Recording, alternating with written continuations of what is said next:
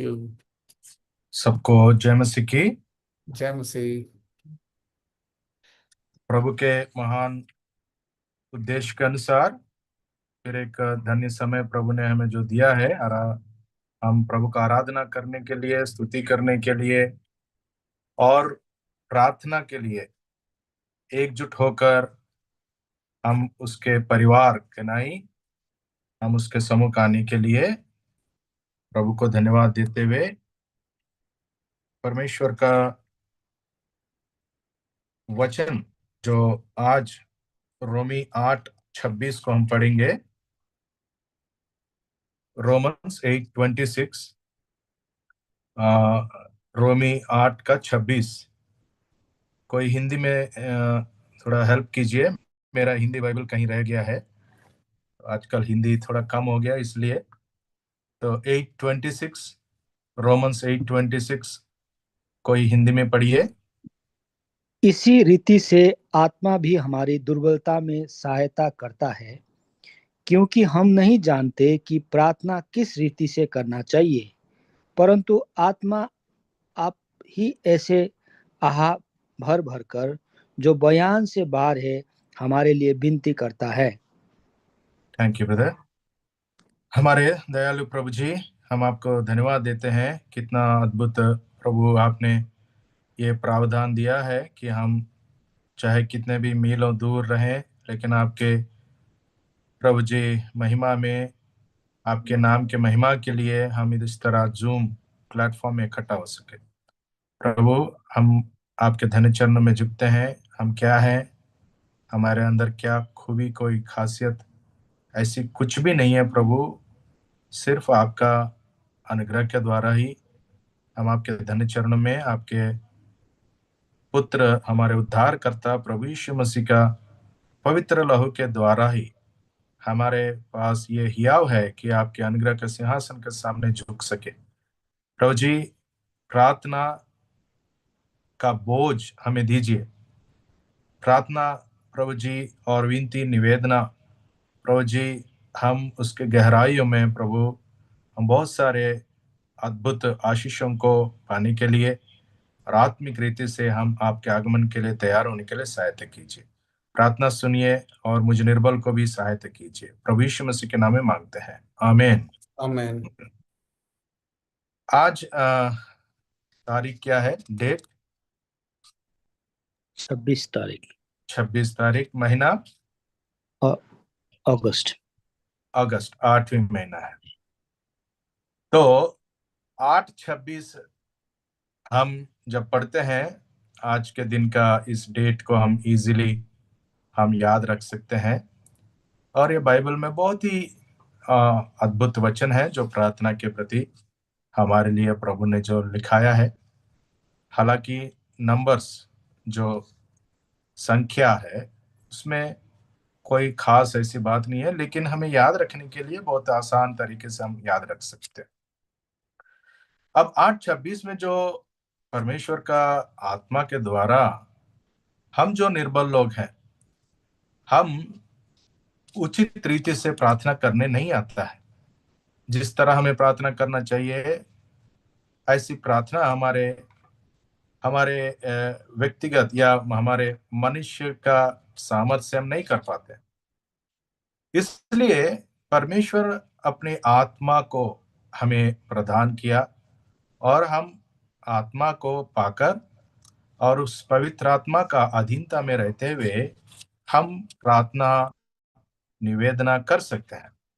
इस वचन का यही अर्थ है 8:26 में। और इससे पहले हम मत्ती 7:7 को यदि देखेंगे, मैथ्यू 7:7, वो भी बहुत ही खास वचन है, हम सब जानते हैं।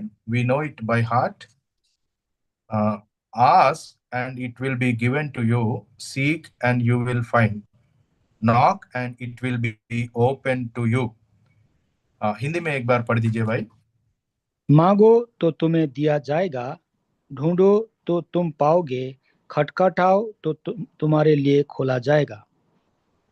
तो मांगने से हमें मिलता है, ढूंढने से हम पा सकते हैं, और खटखटाने से हमारे लिए खोला जाता है। आस्क, सीक, नॉक, ये 7:7 में, मैथ्यू 7:7 में लिखा है। ये भी बड़े आसानी से हम याद रख सकते हैं, क्योंकि जो नंबर 7 है, ये the number of spiritual perfection. अब जो यहाँ पे 7:7 में जो लिखा है, 3 बातें लिखा है। आस्क, हम परमेश्वर के इच्छा के लिए हमें एक लालसा होनी चाहिए कि हमें मांगना है और परमेश्वर को ढूंढना है और उसके आशीषों को पाने के लिए हमें द्वार खटखटाना है।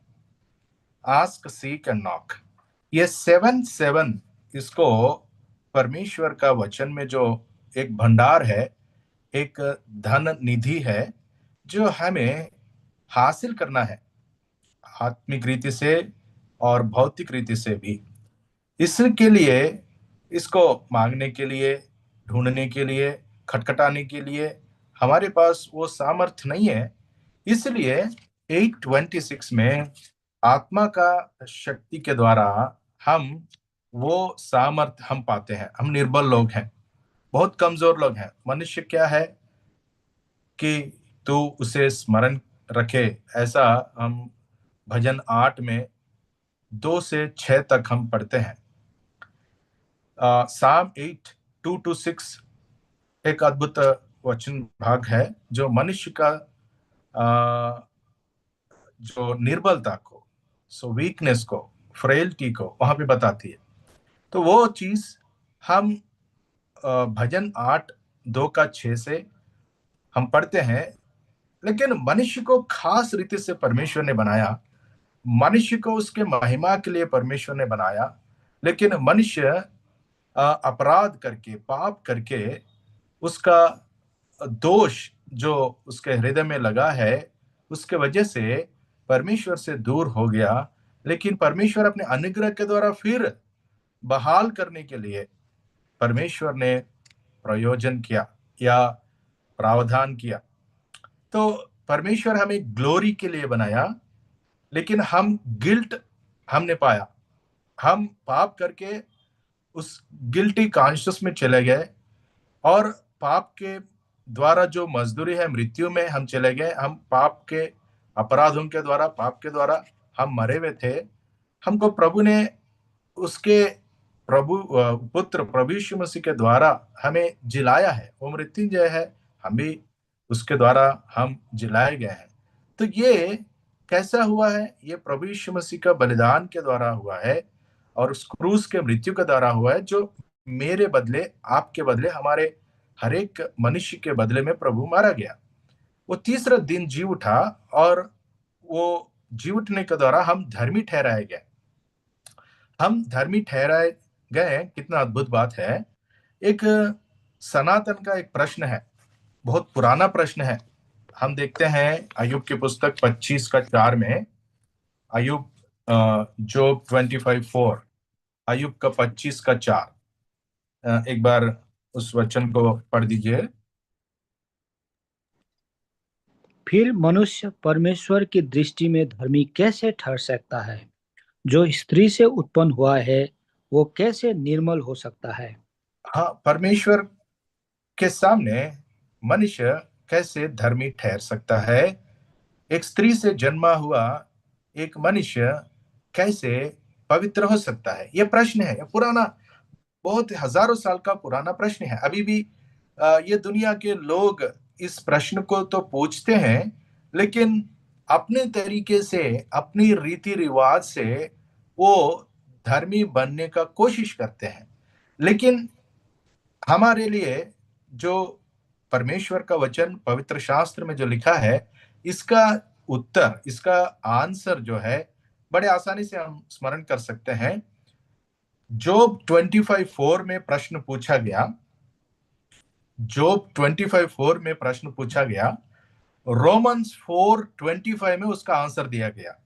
रोमन्स 4:25 में आंसर दिया गया। आप पढ़िए रोमन्स 4।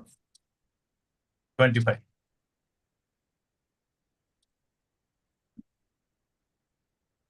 चार का वो हमारे 25। अपराधों के लिए पकड़ाया गया और हमारे धर्मी ठहरने के लिए जिलाया भी गया। तो उस प्रश्न का उत्तर यहाँ पे आप नंबर्स देखेंगे, वहां पे 25:4 में लिखा है प्रश्न, लेकिन यहाँ पे 4:25 में आंसर दिया गया है पौलुस के द्वारा रोमियो का 4:26 में। वो हमें हमारे अपराधों के लिए वो पकड़वाया गया और हमारे धार्मिकता के लिए या हम धर्मी ठहरने के लिए वो फिर से जिलाया गया प्रभु यीशु मसीह के द्वारा। तो हम बहुत ही धन्य लोग हैं जो हमें धर्मी ठहराया प्रभु यीशु मसीह का बलिदान के द्वारा और जी उठने के द्वारा। तो अब हम जो है फिर से उस अनुग्रह के अधीनता में जब आते हैं, प्रभु हमें फिर से धर्मी बना देता है। तो हमें वास्तव में महिमा के लिए एक सामर्थी व्यक्ति या सामर्थी मनुष्य जैसा बनाया, लेकिन हम पाप करके उस सामर्थ को खोलिए, उस महिमा से दूर हो गए और दोष या पाप अपराध को इकट्ठा कर लिए। लेकिन फिर अनुग्रह के द्वारा प्रभु उसको रेस्टोर किया। तो ग्लोरी, गिल्ट एंड ग्रेस, ये मनुष्य को समझाने के लिए या हम अपने आप को समझने के लिए बड़ी आसान तरीका है। हमें परमेश्वर ने महिमा के लिए बनाया, उसकी महिमा के लिए बनाया, और हम महिमा को खोलिए। हम पाप अपराध करके परमेश्वर से दूर हो गए, दोष लगा हुआ एक व्यक्ति अधर्मी बन गया और उसको फिर अनुग्रह के द्वारा परमेश्वर ने रेस्टोर किया। तो अब हमें ये रेस्टोरेशन जो किया, बहाली किया, वो प्रभु यीशु मसीह के बलिदान के द्वारा किया और उसके बाद हमें बलवंत भी किया, सामर्थ बनाया। कैसे सामर्थ बनाया? ये वचन जो 7:7 में हमने पढ़ा, इस वचन को पूरी करने के लिए मत्ती 7:7 का हम मांगने के लिए, ढूंढने के लिए और खटखटाने के लिए हमारे पास कोई सामर्थ्य नहीं है, लेकिन परमेश्वर अपनी आत्मा को हमें दिया 8:26 में, रोमी 8:26 में दिया है। जो हम परमेश्वर अपनी आत्मा को जो हमें दिया है, वो पवित्र आत्मा हमें सहायता करता है हमारी निर्बलताओं में, और हमारे बदले में या हमारे अंदर रहते हुए ऑन बिहाफ ऑफ अस हमारे लिए वो आहे भर भर कर वो प्रार्थना निवेदना करता है। कितनी अद्भुत बात है, कितने धन्य लोग हम हैं। हमें अभी भी प्रार्थना करना नहीं आता है, चाहे कितने भी साल का अनुभव हमारे पास हो, हम सही रीति से, उचित रीति से प्रार्थना करना नहीं आता। इसलिए हमारे अंदर जो पवित्र आत्मा है, वो हमारे अंदर रहते हुए हमें वो सामर्थ्य देता है। इसलिए हम प्रार्थना करते समय अगर आत्मा में प्रार्थना करते हैं, बहुत बार हम लीन हो जाते हैं, मगन हो जाते हैं। हम प्रार्थना करने का वो बोझ बोझ सा नहीं लगता है, बड़ी खुशी और आनंद का जैसा लगता है। तो प्रिय भाई बहनों, आज इस बात को और आगे देखते हैं। इफिसियों की पत्री 3 का आप एक भाग को पढ़ सकते हैं। इफिशियंस 3 13-21। 3 इफिशियंस 3 13-21 या 14-21।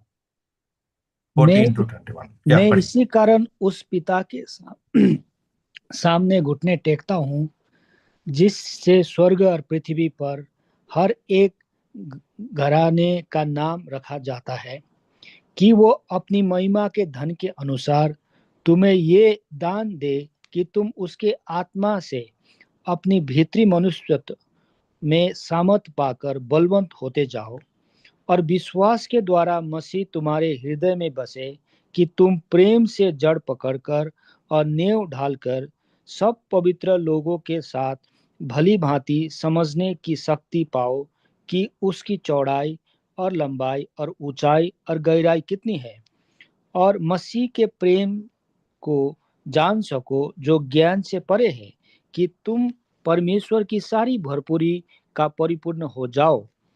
अब जो ऐसा सामर्थ्य है कि हमारी विनती और समझ से कहीं अधिक काम कर सकता है, उस सामर्थ के अनुसार जो हम में कार्य करता है, कलीसिया में और मसीह यीशु में उसकी महिमा पीढ़ी से पीढ़ी तक युगानुयुग होती रहे। आमीन। आमीन। तो यहाँ पे इफिसियों का 3 अध्याय में जो 14 वचन से जो लिखा है, यहाँ पे एक प्रार्थना कर रहा है। और प्रार्थना ही नहीं, एक प्रोत्साहन भी दे रहा है कि इफिसियों के विश्वासियों को कि मैं तुम्हारे लिए उस प्रभु यीशु मसीह के पिता के सामने घुटना टेक रहा हूं, मतलब प्रार्थना कर रहा हूं तुम्हारे लिए कि तुम उस सामर्थ को पा लिया है और पवित्र आत्मा को पा लिया है। ये तो रोमियो का 8:26 में हमने देखा है। और वो सामर्थ पवित्र आत्मा के द्वारा क्यों पाया है? क्योंकि हम प्रार्थना कर सके, हम मांग सके, ढूंढ सके, खटखटा सके, और मांगने के द्वारा हम पा सके, और ढूंढने के द्वारा हम उसको पा सके, और खटखटाने के द्वारा हमारे लिए खोला जाएगा। ये सामर्थ हम आत्मा के द्वारा पाया है। और वो कितना सामर्थ है या कितना सामर्थी है। अब जो हम प्रार्थना करते हैं, बहुत बार हम सोचते हैं कि हम प्रार्थना करने वाले बहुत बड़े लोग हैं। बहुत बार सोचते हैं कि बड़े लोग प्रार्थना करने के द्वारा काम बनता है। नहीं, वचन के अनुसार ऐसा नहीं है।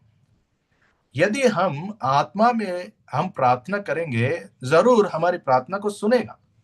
अगर कल उद्धार पाया हुआ एक व्यक्ति भी अगर प्रार्थना करता है सच्चे मन से, प्रभु यीशु मसीह के नाम में, पवित्र आत्मा के सामर्थ्य में पिता परमेश्वर को प्रार्थना करता है, तो जरूर उसको उत्तर मिलता है।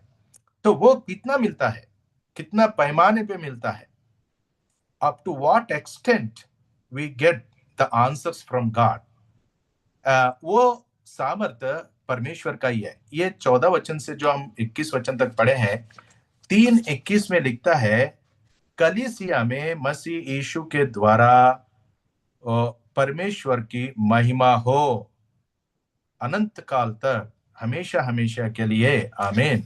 ये प्रार्थना है। इस प्रार्थना में हम देखते हैं परमेश्वर का योजनाएं उस समय का इफिसियों की कलीसिया के विश्वासियों के लिए जो पूरे होने के लिए, एटर्नल पर्पसेस पूरे होने के लिए प्रार्थना किया, उस बात को दोहराया भी, स्मरण भी दिलाया। आप यदि देखते हैं 3:11 में लिखा है कि God's unfailing purposes for them, मतलब वो सनातन के जो मनसा, जो इच्छा, जो उद्देश्य परमेश्वर का है, वो पूरे होने के लिए परमेश्वर ने हमें बुलाया है। 3:11 में लिखा है, according to the eternal purpose which he accomplished in Christ Jesus our Lord. तो मसीह यीशु हमारा प्रभु, उसमें उस सनातन की मनसा को जो परमेश्वर की है, उसको पूरी करने के लिए हमारे अंदर वो आशा, वो जो गहरी इच्छा होनी चाहिए कि प्रभु तेरी उद्देश्य, मनसा मेरे जीवन में पूरा हो। ऐसे प्रार्थना यहाँ पे पौलुस कर रहा है। फॉर दिस रीजन बोल रहा है 14 वचन में, इसी कारण मैं घुटना टेकता हूं। हम प्रार्थना करने का समय में कलीसिया में हम एक दूसरे के लिए परमेश्वर की मनसा, इच्छा पूरी होने के लिए प्रार्थना करना है। ये नहीं कि हमेशा मुझे, मेरे परिवार को आशीष दे, मेरे रोगों को चंगा कर, मुझे आशीष दे, मुझे जॉब दे, मुझे ये सब चीजें ये दुनिया में बाकी लोग भी करते हैं। लेकिन क्या अंतर है हम में और उनमें?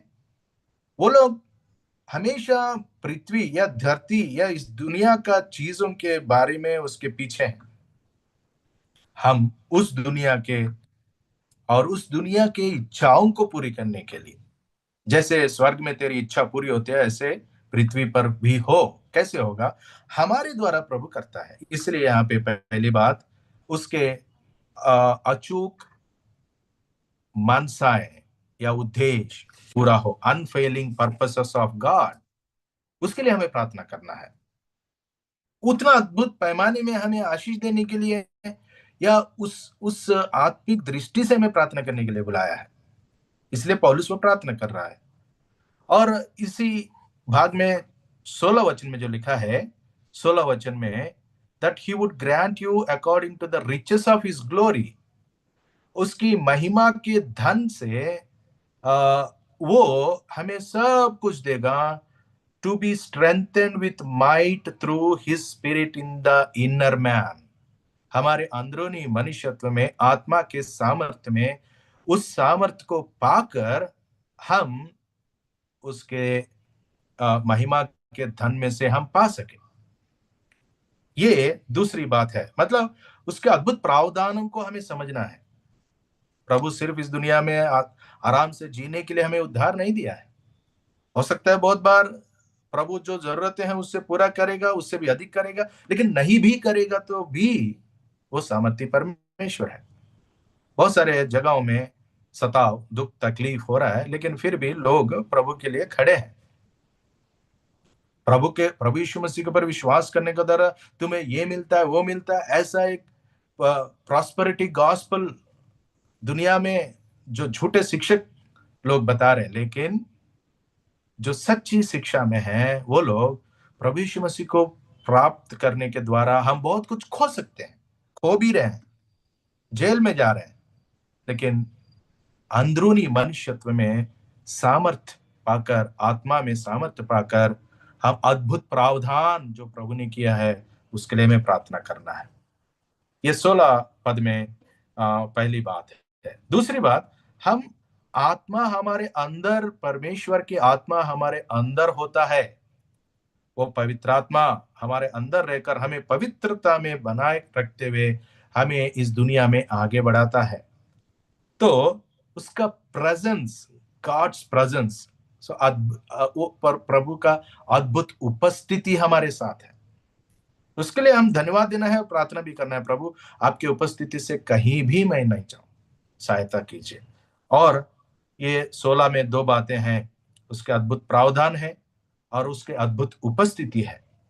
उसके बाद हम देखते हैं 19 पद में, to know the love of Christ which passes knowledge that you may be filled with all the fullness of God. परमेश्वर की सर्व संपूर्णता तुम्हारे अंदर समाये जाए। मतलब अगर परमेश्वर हमारे अंदर है तो हमारे लिए कोई सीमा नहीं है आत्मिक रीति से हमें बढ़ने के लिए, मतलब असीमित संभावनाएं हैं हमारे पास। सो गॉड्स अनलिमिटेड पॉसिबिलिटीज है। We should pray for that. हम सिर्फ छोटे छोटे चीजों के लिए संतुष्ट होकर जीने के लिए प्रभु हमें उद्धार मुक्ति नहीं दिया है। हमें आत्मिक रीति से, पौलुस की दृष्टि, पौलुस इसलिए, हम तो निर्बल है, हम जानता है, जानकर ही वो वहां पे उस वचन को लिख रहा है 8:26 में। तो असीमित संभावनाएं हैं, पॉसिबिलिटीज हैं। कितना करेगा? असीमित, हम कल्पना भी नहीं कर सकते हैं।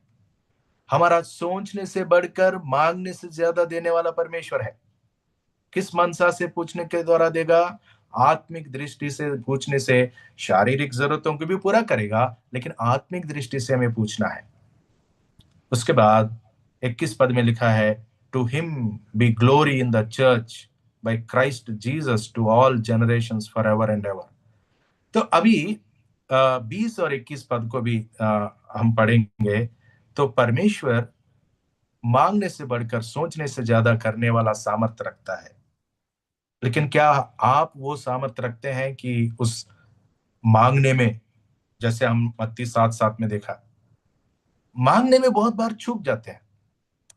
हम बहुत खुश हो जाते हैं कि हमारे प्रार्थनाओं को उत्तर मिल गया है, लेकिन बहुत सारे प्रार्थनाओं का उत्तर छोड़िए, हम प्रार्थना ही नहीं करते हैं, मांगते ही नहीं। हम सोचते हैं वो हमारा बस की बात नहीं है। लेकिन परमेश्वर का सामर्थ्य को जानने वाले लोग और उस सामर्थ्य आत्मा को अपने अंदर उपस्थित अनुभव करने वाले लोग अद्भुत बातों को मांगेंगे और निरंतर उसको स्तुति करेंगे। तो इसलिए सनातन मनसाओं को पूरी करने के लिए प्रार्थना करना है, अद्भुत प्रावधानों के लिए प्रार्थना करना है। प्रभु आप मेरे लिए क्या प्रावधान किया है? आत्मिक आत्मा का उपस्थिति के लिए प्रार्थना करना है, हमेशा पवित्र आत्मा का अधीनता में रहने के लिए प्रार्थना करना है, और असीमित संभावनाओं के लिए प्रार्थना करना है, और उसके बाद निरंतर स्तुति करना है। तो ये 7:7, 8:26, 3:21, ये तीनों अगर लाइन में रखेंगे तो 8:26 भी एक संपूर्ण वचन है। अगर आप जोड़ेंगे तो 8:26 फिर 7 नंबर आता है। तो 7 7 7 3 7s are 21, 3 7s are 21। तो एफिशियंस में 21 वर्सेस है। 21 ये जो वर्ष में हमने पढ़ा है, 21 वचन में पढ़ा है, कलीसिया में महिमा होने के लिए हमें प्रार्थना सभा जरूर आना है और प्रार्थना करना है और आत्मिक दृष्टि से प्रार्थना करना है। प्रभु इन बातों से हमें प्रोत्साहन दे, हमें तैयार करे। आखिरी में एक बात मैं बोल के बंद करता हूं। अपोलो 11 करके एक स्पेस शटल 1969 में गया था, जुलाई महीने में, जो नील आर्मस्ट्रांग टीम गया था। उसमें सेकंड पर्सन था वो एडविन ऑल्ड्रिन करके, Edwin Buzz Aldrin. Edwin Buzz Aldrin 1930 जनवरी महीने में कहीं 30 तारीख या जन्म हुआ है। अभी भी वो जिंदा है, 95 years age, Edwin Buzz Aldrin. वो जब गए थे 21 घंटे मून में रहते हुए, वो लोग मून में चले फिरे और फिर आकर स्पेस शटल में बैठकर, एडविन ऑल्ड्रिन एक अच्छा विश्वासी था। तो बाइबल खोलकर अपना जो साम्स 8 मतलब भजन 8 को खोलकर कि इस आकाश को, नक्षत्रों को, तारागण को मैं जब देखता हूं, मनुष्य क्या है उसको तू सुधि ले प्रभु, उसकी स्मरण रखे। ऐसा वो वचन पढ़कर फिर यूहन्ना 15:5 को पढ़कर कि तेरे बिना हम कुछ नहीं कर सकते मनुष्य, प्रभु तेरा सामर्थ के द्वारा ही मैं यहाँ पे आया हूँ। ये वचनों को पढ़कर प्रार्थना करके वो रोटी और दाखरस में भाग लिया जो अपने चर्च से लेके आया था। इस बात को नील आर्मस्ट्रांग देख रहा था। प्रार्थना के बाद नील आर्मस्ट्रांग के सामने एडविन बज ऑल्ड्रिन एक बात बताया कि सारी सृष्टि का मालिक प्रभु यीशु मसीह मरियम, कन्या मरियम के गर्भ में से आया और पृथ्वी पर चला, मनुष्य का इतिहास को बदल दिया। अब ये जो एडविन ऑल्ड्रिन है, एडविन ऑल्ड्रिन का मदर का नाम है मैरियन मून। मैरियन मून, आप ग्रोक या चैट जीपीटी करके देख लीजिए, मैरियन मून। एडविन ऑल्ड्रिन का मदर का नाम मैरियन मून। वो नील आर्मस्ट्रांग से कहता है, वो कन्या का, मरियम का पुत्र प्रभु यीशु मसीह दुनिया में आकर मनुष्य का इतिहास को बदल दिया। अब जो ये निर्बल मरियम का पुत्र एडविन ऑल्ड्रिन इस चांदमा के पर आया और उस महिमा को देखकर प्रभु को धन्यवाद दे रहा हूं। मैं बहुत निर्बल हूं लेकिन मुझे सामर्थ्य बनाया। प्रिय भाई बहनों, मैं ये जो घटना बताया बड़ी संक्षिप्त रीति से बताया। हम भी ऐसे लोग हैं, बहुत कमजोर हैं, लेकिन वो प्रभु यीशु मसीह पृथ्वी पे आया, वो अद्भुत बलिदान को किया और मारा गया, गाड़ा गया, तीसरे दिन जी उठा, और जिसके द्वारा हमको पवित्र आत्मा मिला, हम धर्मी ठहराए गए। क्या हम प्रार्थना नहीं कर सकते हैं? वो सामर्थ क्या हमारे अंदर नहीं है? क्यों हम बहुत बार उदास हो जाते हैं, निर्बल हो जाते हैं, कमजोर पड़ जाते हैं? हमारे अंदर जो है इस दुनिया के सारे शक्तियों से भी बढ़कर है। वो सामर्थ्य परमेश्वर के नाम में हम प्रार्थना करेंगे। प्रभु इन वचनों को आशीष करे। Thank you brother. Thank you brother. आगे हम प्रार्थना में जाएंगे।